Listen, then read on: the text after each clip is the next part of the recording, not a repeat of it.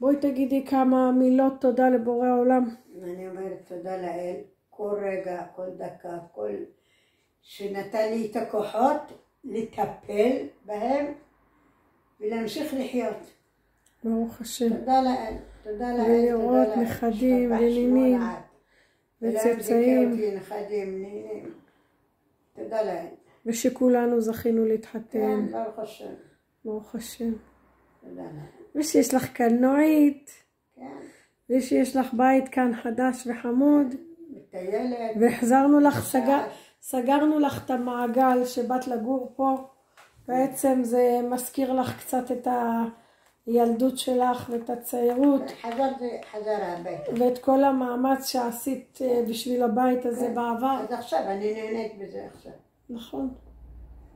אנחנו אומרים הגלגל חוזר. כן, ברוך השם.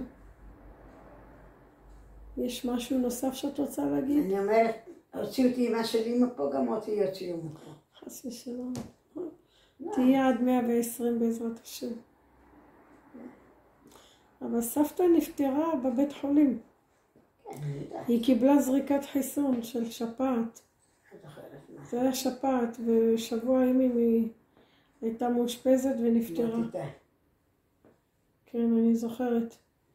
היא נפטרה בסוכות. כן. גם סבא. סבא לא נפטר בסוכות. באייר אולי, משהו באזור. אבא באייר, וסבא אני לא זוכרת. גם אולי באדר. אדר.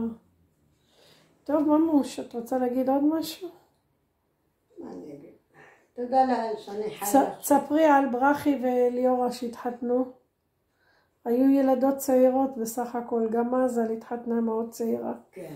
מזל התחתנה בגיל 18 בערך. גם ברכה. ברכי גם התחתנה די צעירה. כן, גם ברכה. בסביבות 19 כזה.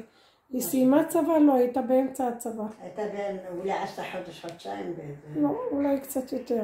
הכירה את עמוס, כבר מקרב רחוק, עשתה קונסים אולי.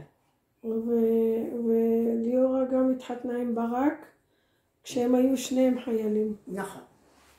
ליאורה סיימה וברק המשיך. נכון. יפה. ואני התחתנתי בגיל 27. את הכי בוגרת. לא מצאתי מישהו שהתאים לי. לא מצאתי מישהו שהתאים לי.